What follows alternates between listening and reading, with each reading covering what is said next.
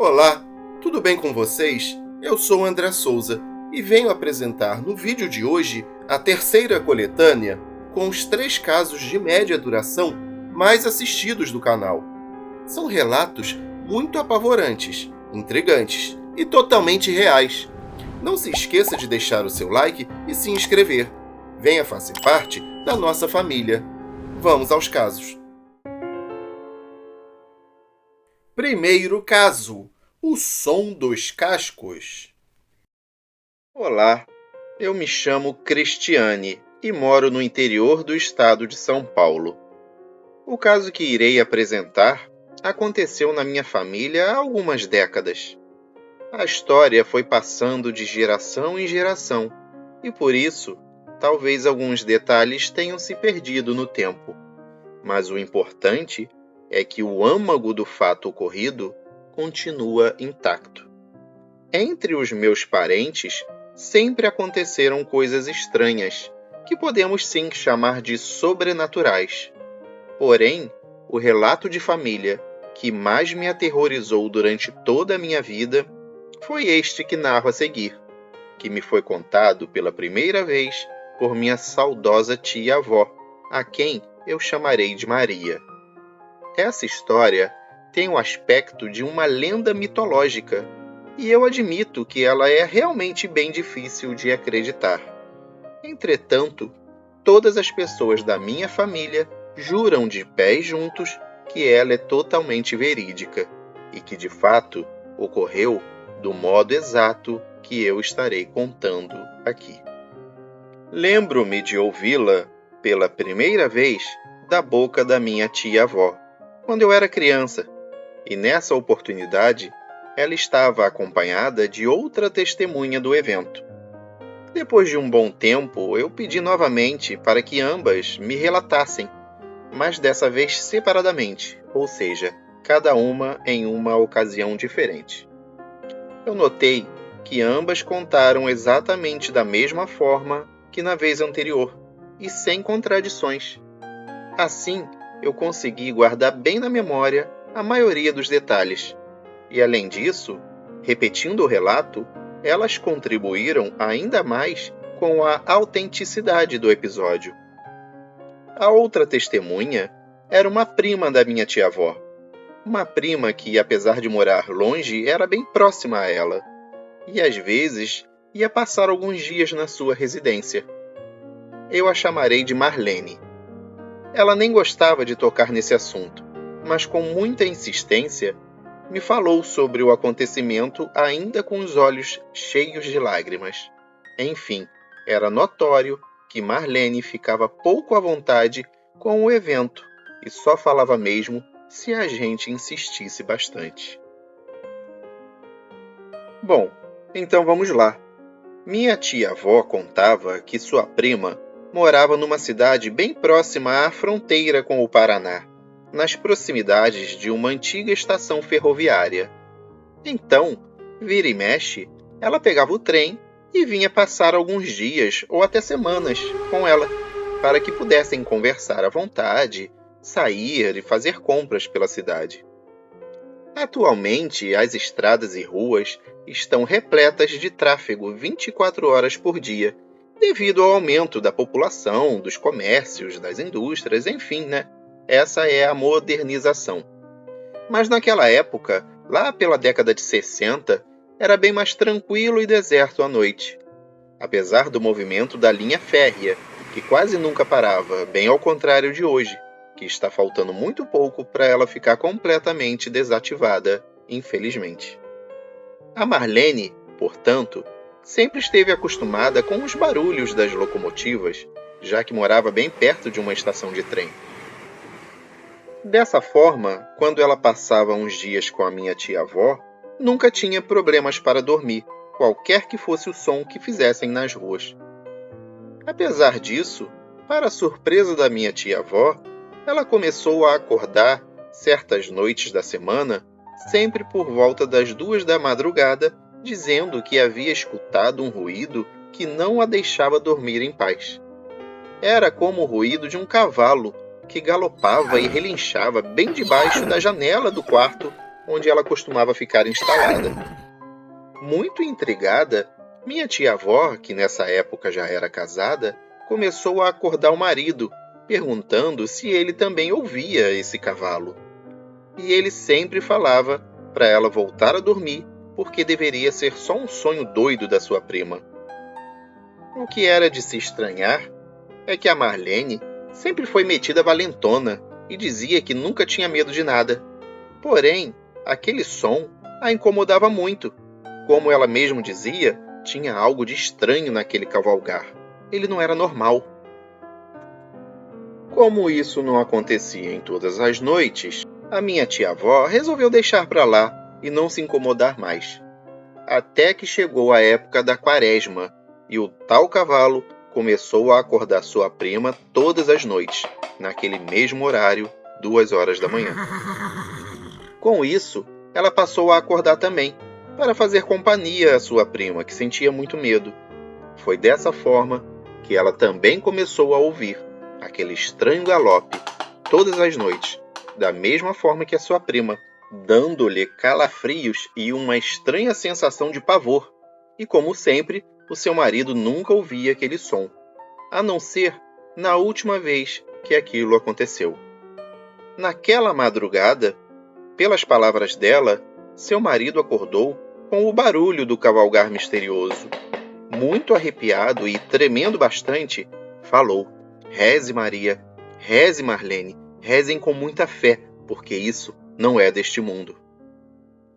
Aproveito este momento para afirmar que meu saudoso tio Francisco era uma pessoa de muita honra e moral, um homem de muita fé e espiritualidade, sendo, logicamente, muito bem esclarecido. Eu acho que ele não ouvia antes porque o tal evento não era para ele presenciar, e sim para as duas mulheres, que por alguma razão precisavam ser postas à prova. Agora, com o alerta do marido, minha tia-avó Maria ficou atiçada pela curiosidade de ver esse tal cavalo, apesar de faltar-lhe o principal requisito para tal, a coragem, para simplesmente abrir a janela do quarto e olhar para a rua e ver o que galopava em frente à sua casa. Ela então combinou com a prima de ficarem acordadas e juntas um pouco antes das 2 da madrugada, a fim de resolverem essa questão sobre o que se passava todas as noites. Assim, elas poderiam simplesmente ver se era ou não um simples cavalo andarilho que escapou de alguém e resolveu dar umas voltas na rua da casa dela, e ponto final. Mas eu acho que bem lá no fundo, a sua intuição avisava que havia algo sinistramente errado. Por que ela simplesmente não tinha coragem de olhar para fora e descobrir logo o que era? Então, as duas combinaram e começaram a ficar andando pela casa entre 2 e 3 horas da manhã, por várias noites, esperando o tal evento. A Marlene, apesar de tudo, era muito católica e ficava orando e rezando com o terço nas mãos o tempo inteiro enquanto esperavam. E como era época de quaresma, suas orações triplicavam, seguidas naturalmente de jejuns e outras coisas que os católicos antigos faziam naquelas épocas. Porém, às vezes, acontecia das duas acabarem pegando no sono e dormirem no meio das rezas e orações. Até que, em uma determinada noite, quando as duas já tinham adormecido depois de começarem a orar, a Marlene acordou, ouvindo ao longe o galopar do tal suposto cavalo, e então acordou Maria e seu marido. Meu tio ainda lhe deu um último aviso para que apenas fechasse os olhos e orasse com fé. Disse para ela parar de frescura e de querer ver o que se passava, o que ela, obviamente, ignorou. Correu para a janela já com o terço na mão e, com os olhos vidrados de tanto medo, mas com firmeza, falou para minha tia-avó: "Abre essa janela que a gente vai ver o que Jesus quiser que a gente veja." Então, elas abriram a janela, e aí sim, elas viram aquilo que me fez dormir com a luz acesa por várias noites. Não era um cavalo, um jumento ou um burro. Na verdade, não era nenhum animal. Era um velho muito magro, quase um esqueleto, com uma barba desgrenhada e muito comprida que ia até o seu peito. Ele não tinha olhos, apenas 2 buracos no lugar dos olhos, e tinha 2 pequenos chifres, como os de um cabrito. Estava descendo a ladeira relinchando. E o pior, ele não andava normalmente. Ele tinha as pernas muito peludas e saltava com as 2 ao mesmo tempo. E no lugar dos seus pés, haviam cascos. Quando as 2 viram que o tal ser vinha descendo pelo meio da rua, na direção da janela onde estavam, ficaram apavoradas. Foi nesse momento que o meu tio agarrou as 2 com seus braços e as retirou dali. Elas ainda puderam ver e ouvir o que ele falou para a criatura. E você, meu irmão, siga seu caminho em paz. Vá, em nome do Deus Altíssimo e de Jesus, que a todos ama e acolhe. Siga seu caminho e não passe mais por aqui. Dito isso, ele fechou a janela. Foi então que a Marlene viu que, de tanto medo, havia se urinado toda e estava em cima da poça da própria urina. E cadê a coragem de sair para o quintal, pegar um pano de chão, um balde e um desinfetante para limpar o assoalho? E além disso, tomar um banho, já que o banheiro era daqueles antigos que ficava do lado de fora da casa? E a Maria, então, coitada, que ficou rezando sem parar, de joelhos, até o dia clarear? Minha tia-avó falava que o marido nunca mais foi o mesmo desde que ele viu aquilo que tinha lá fora. Ele nunca tocava no assunto, por mais que alguém insistisse. Não se sabe ao certo o que teria acontecido naquele dia ao ouvir os gritos dela, se ele não tivesse corrido e, no reflexo, tirado as 2 da janela. A sorte é que ele foi muito ligeiro na hora e, vendo que as 2 estavam sofrendo um perrengue, conseguiu acudir a mulher e a tonta da sua prima. E, além de tudo, a minha tia-avó levou um baita sermão do seu marido por não ter seguido os seus conselhos, de orar apenas, sem se deixar levar por uma curiosidade leviana. Bem, o que se aproveitou disso tudo é que depois dessa noite, ela disse que nunca mais ouviu aquele bicho cavalgar, pois mandou rezar missas, acendeu velas e tudo mais para o tal espírito, e isso por vários meses. Agora, eu penso, o que seria essa tal aparição? Um erro de interpretação devido ao medo e ao escuro, sendo apenas um bode ou um cabrito fugido de alguém? Não teria sido apenas uma ilusão de ótica? Ou seria de fato um ser demoníaco, realmente vindo do além, para aterrorizar quem cruzasse seu caminho? Depois de tantos anos do ocorrido, eu acho que esse é um mistério que jamais será resolvido. Segundo caso, até a Polícia Federal teve medo. Olá, como vocês estão? Devido à minha profissão, eu prefiro não revelar meu nome, mas mesmo assim, quero contar uma das muitas experiências que tive no meu trabalho como policial federal no país.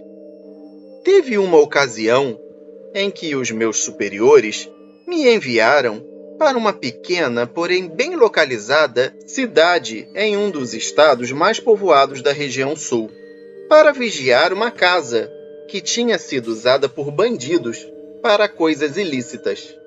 Era uma casa muito bonita, com 2 andares, vários quartos, tudo com piso de madeira, além de uma enorme área externa em toda a volta do lugar. Não tenho dúvida de que as características físicas de um imóvel podem ocultar muito bem o uso que lhe é dado, e por muito tempo, porque nessa casa, por mais luxuosa que fosse, os marginais mantiveram 2 pessoas sequestradas. Os criminosos pediram uma grande quantia em dinheiro dos parentes das pessoas que estavam privadas de suas liberdades. Segundo os relatórios iniciais, eles conseguiram arrecadar o dinheiro para pagar o resgate. No entanto, Apesar de terem obtido a quantia necessária e solicitada pelos sequestradores e terem realizado o pagamento, os delinquentes assassinaram essas duas pessoas assim mesmo e as enterraram no jardim, que existe na parte de trás da casa. Depois de terem sido realizadas as investigações pertinentes, como já mencionei, nós, agentes da Polícia Federal, fomos designados para proteger a referida moradia, pois havia a possibilidade dos criminosos voltarem ao local para destruírem provas da ocorrência. No total, éramos 6 policiais dentro da área de vigilância, 2 dentro da casa, 2 fazendo ronda pelo quintal e outros 2 na rua, em frente ao imóvel. De tempos em tempos, trocávamos de posição.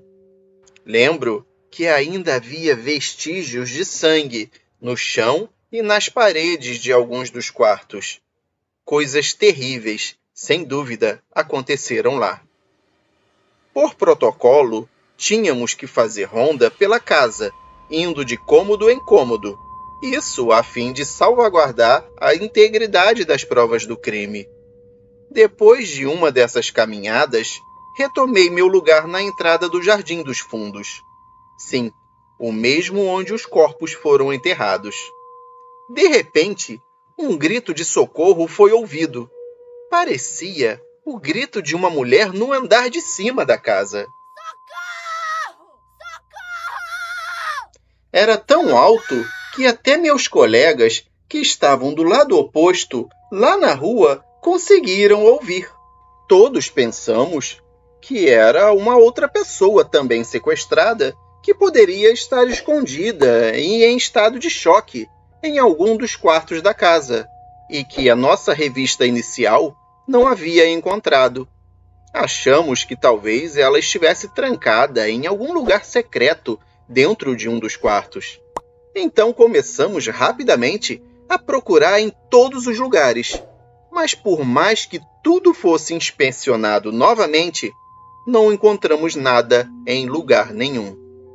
Tínhamos certeza de que ouvimos alguém pedindo ajuda. Até mesmo os vizinhos perceberam os gritos e ficaram completamente desconcertados quando viram que nós não achamos mais ninguém. Toda a equipe retornou à sua posição anterior. Alguns minutos depois, passos foram ouvidos novamente no andar de cima. Depois, começaram também a serem ouvidos no andar de baixo. Era como se várias pessoas corressem e caminhassem depressa por toda a casa, mas nenhum de nós pôde ver nada fora do comum. Ainda assim, só chegamos à conclusão que algo estava realmente errado quando, mesmo com a casa toda fechada, começamos a sentir uma corrente de ar muito gelada, acompanhada de um forte cheiro de putrefação. Por volta das 4 horas da manhã, outro grito nos surpreendeu. Dessa vez, se tratava de um grito de criança. Parecia de uma criança bem pequena, de uns, não sei, talvez 3 ou 4 anos, ou algo assim. Ainda me lembro bem desse som, e toda vez que eu penso nisso, eu não posso evitar de pensar sobre as pessoas que morreram ali. Elas não mereciam aquilo. Só sei que quando saímos de lá, estávamos apavorados. É até difícil de admitir, mas o medo foi tanto que nós resolvemos ficar apenas do lado de fora da casa. Então ficamos de guarda pela rua e pelo quintal. Foi uma noite muito longa naquela ocasião. De vez em quando, ainda ouvíamos o riso de um garotinho e algumas mulheres que pareciam estar resmungando e zombando de nós, policiais. No final de tudo, com a luz do dia e as investigações posteriores, foi determinado que, fisicamente falando, não havia nada fora do comum. Embora seja difícil para mim assimilar o que aconteceu conosco naquela noite.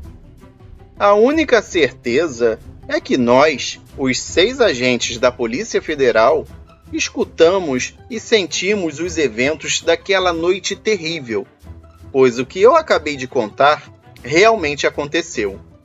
Aparentemente, todo mundo pensa que nós, como policiais, só corremos o risco de lidar com os vivos, mas eu garanto a vocês que há coisas inexplicáveis que também nos acontecem.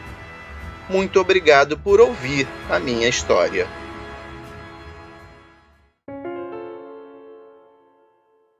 Terceiro caso: morte na estrada. Meu nome é Rodrigo, tenho 45 anos de idade e sou policial há mais de 20. Por motivos óbvios, esse não é meu nome verdadeiro, mas isso não importa. O que realmente conta é a situação incrível que eu passei há cerca de uns 5 anos atrás.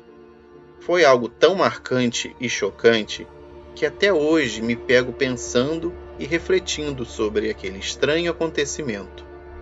Até hoje nunca conheci ninguém que tivesse passado pelo mesmo cenário que eu passei naquele dia.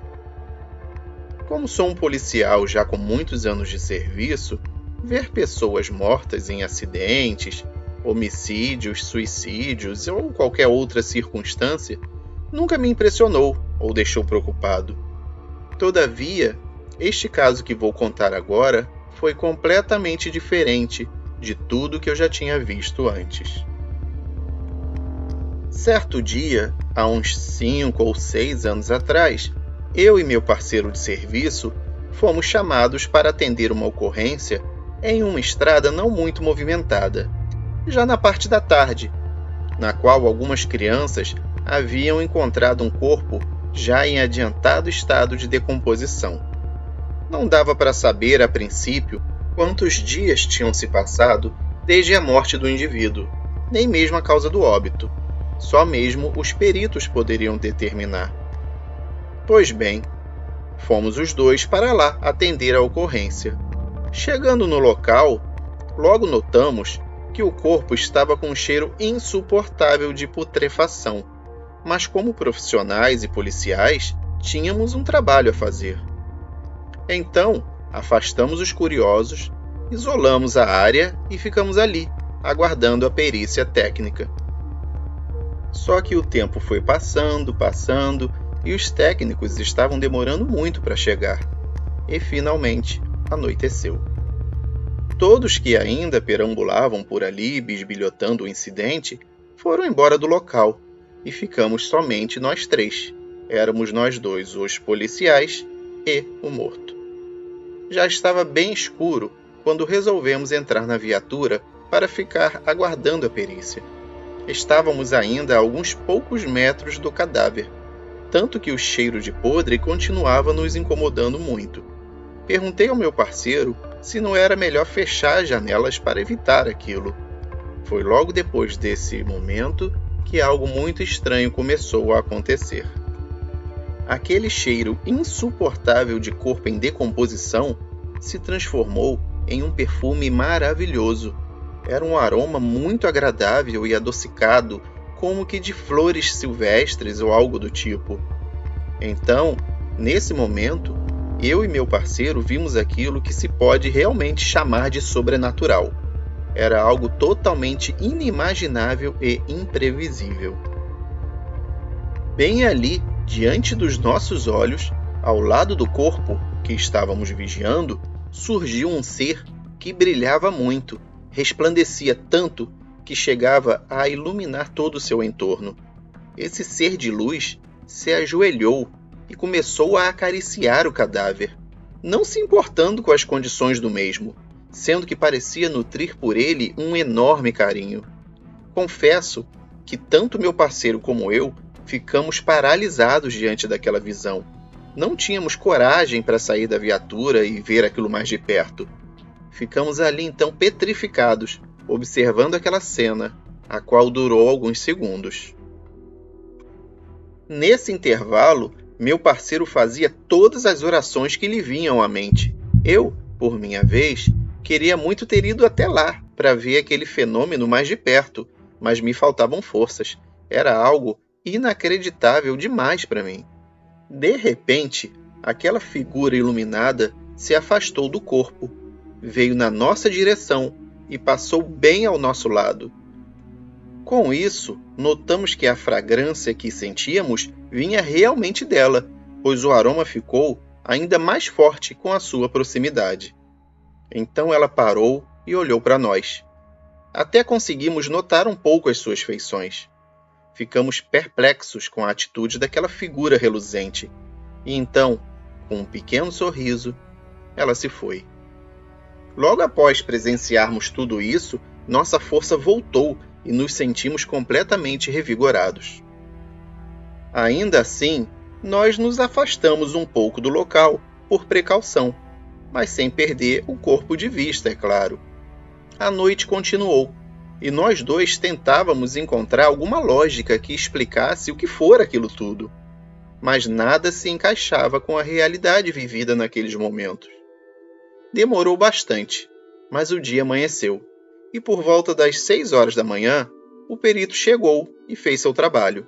Ele constatou que o corpo se tratava de um senhor de 55 anos de idade, pois achou os documentos no bolso da calça do falecido. Também concluiu que ele já estava ali morto há uns 5 dias aproximadamente. Após a realização da perícia, o corpo foi levado para o IML, onde ficou constatado que a causa da morte foi um ataque cardíaco fulminante.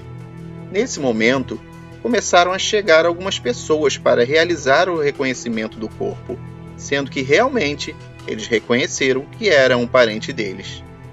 Essas pessoas trouxeram várias fotos, algumas antigas, outras mais recentes, quase todas com a presença do indivíduo falecido. Eu e meu parceiro começamos a olhar algumas dessas fotos, e entre elas havia uma que nos chamou muito a atenção. Era uma foto do dia do casamento do falecido. Nessa imagem estava o casal de noivos, e percebemos que a noiva era exatamente a figura brilhante que vimos à noite ao lado do corpo. Fizemos algumas perguntas aos parentes e eles informaram que o morto se casara e perdera a esposa poucos anos depois do matrimônio, sendo que depois disso ele nunca mais se envolveu com alguém de novo. Viveu sozinho pelo resto da vida. Perguntamos se eles possuíam outras fotos do casal e disseram que sim. Quando nos mostraram, lá estava ela, com o mesmo vestido e rosto que havíamos visto à noite, só que de forma resplandecente. Então, reunimos coragem e contamos para eles a experiência que havíamos passado naquela noite anterior, sendo que eles ficaram como nós, perplexos e apavorados com os fatos relatados. Então, a irmã do falecido nos disse que, na verdade, este sempre fora o seu maior sonho, o de um dia reencontrar aquela que ele sempre amou, mesmo que fosse depois de morto. Dizem que dessa vida nós não levamos nada, mas será que isso é verdade? O que eu sei é que aquele senhor levou o amor que sentia por sua falecida esposa, e ela veio ao seu encontro, mesmo já estando do outro lado da vida. Contamos com seu super like e a sua inscrição. Muito obrigado!